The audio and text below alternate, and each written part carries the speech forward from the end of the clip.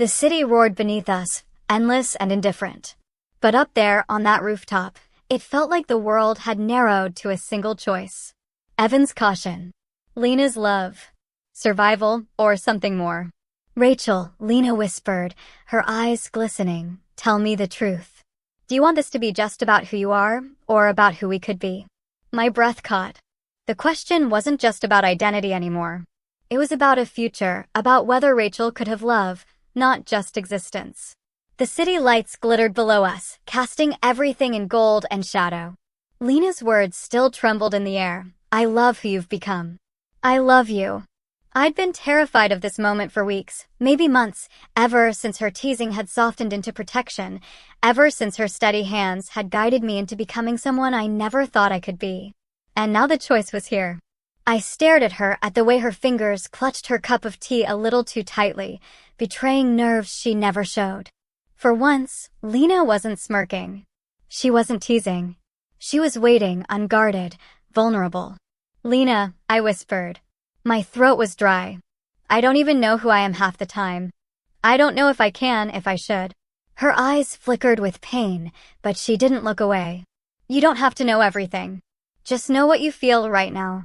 The city roared beneath us, the wind tugged at my hair, and for the first time, I stopped thinking about Ryan, about whispers, about symposium applause and academic futures. For the first time, I thought only about Rachel. About me. And what I felt, standing inches from Lena, wasn't confusion. It wasn't fear. It was longing. Slowly, carefully, I set my cup down and stepped closer. "Yes," I whispered. "I want this. I want us." Her eyes widened with shock, then softened into something warmer than I'd ever seen. She reached for my hand, and when our fingers entwined, the world tilted, but it felt right. Later, as we slipped back into the hotel lobby, I saw him. Evan stood by the elevator, his eyes fixed on us, on our joined hands. For a moment, hurt flickered across his face. Not anger. Not betrayal. Just loss. When our eyes met, he gave the smallest shake of his head, as if to say, "This path is yours now. No turning back." And then he was gone. Back in the hotel room, Lena kissed my knuckles lightly before we turned in. "Whatever comes next," she murmured, "we face it together." Her words wrapped around me like a shield. But as I lay awake in the dark, Evan's look haunted me. Because he was right about one thing, there was no turning back. Rachel wasn't just my name anymore. It was my life. And now, it was my love.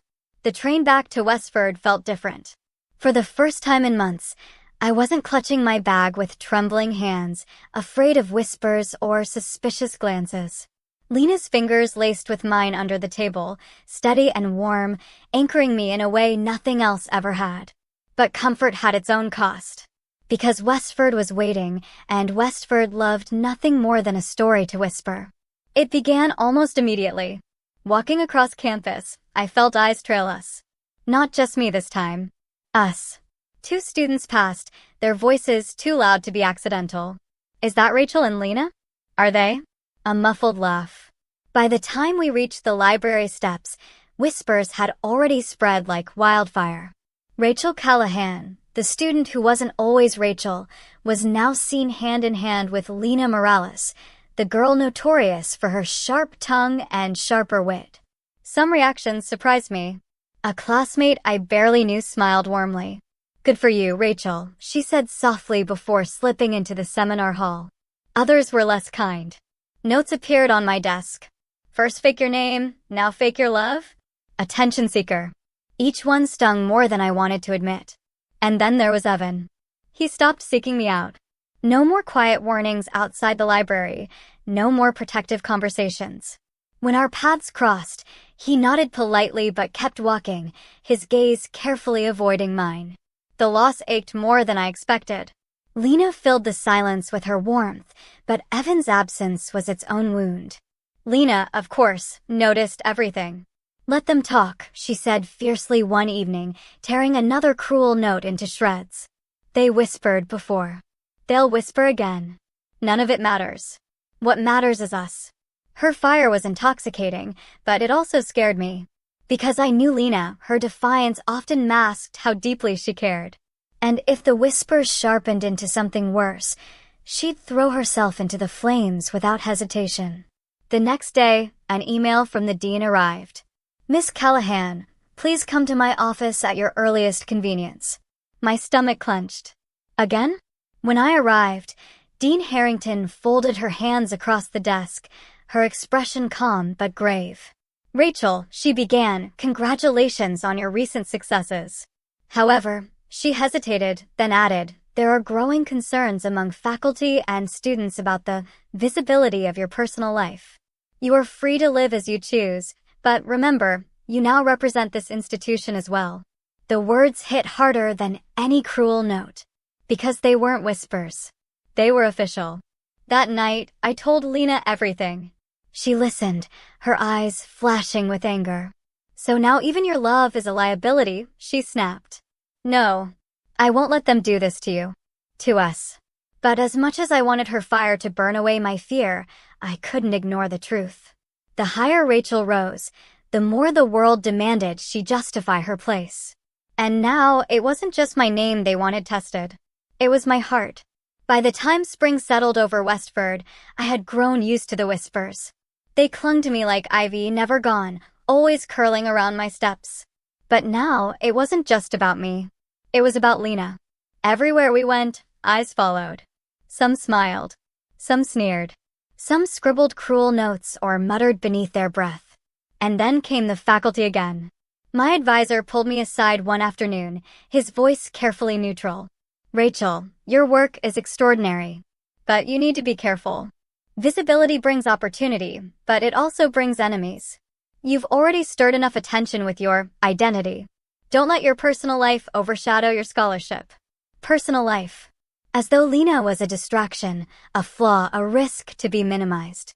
I walked out with my chest tight, anger simmering beneath my skin. That evening, Evan appeared outside the library, leaning against the steps as if he'd been waiting. "I shouldn't be here," he admitted. "But you deserve to know something. A few faculty members have been talking, questioning whether you should continue representing the university. They're framing it as a matter of professionalism." The word burned. Professionalism.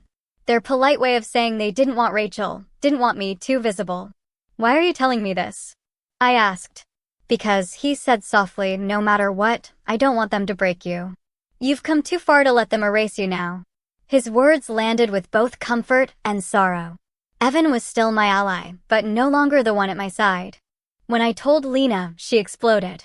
"They can't do this. They can't make you smaller just because they're afraid. Rachel, you've already proven yourself. You've stood up in classrooms, in conferences, in cities. And now they want you to shrink back into silence." Her hand grabbed mine, fierce and trembling. "No. If you hide us, you let them win. But if you stand with me, if you claim me, then no one can take it away from you." Her eyes burned with fire. And in that moment, I knew the choice was here. It came at the end-of-year colloquium, where the entire department gathered faculty, students, alumni, donors. I was introduced once more as Rachel Callahan, Westford's rising scholar. When the applause quieted, I stepped forward, my heart hammering. I could give the polite thanks they expected. I could smile, keep Lena in the shadows, and protect my place. Or I could burn the mask once and for all. I glanced at Lena in the crowd. She was watching me, her eyes steady, waiting for an answer. And then I spoke. "Thank you," I began, my voice trembling but loud enough to carry. "But I wouldn't be here without the people who believed in me. Without the one who stood by me when whispers grew sharp, when doubt threatened to drown me. So if you praise me, you praise us. Because I'm not just Rachel Callahan the scholar. I'm Rachel Callahan, and Lena Morales is my partner." The room gasped. Whispers erupted instantly. Some faces smiled with warmth. Others hardened with disapproval. But none of it mattered. Because Lena's smile shone brighter than the chandeliers. Later, walking out hand in hand, Lena squeezed my fingers. "You did it. You chose us." I nodded, my heart pounding.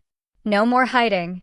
And though fear still lingered, though Evan's warnings still echoed in the back of my mind, I knew this much was true. Rachel wasn't just a name anymore. She was a life. A life I had chosen. A life I would fight to keep. Rachel Callahan, once a clerical error, once a whispered rumor, was now a published scholar, a name on programs, a truth spoken aloud. She had survived the whispers, the doubts, the questions. And she had chosen love. The world would test her again. She knew that. But now she wouldn't face it alone. Rachel and Lena would face it together.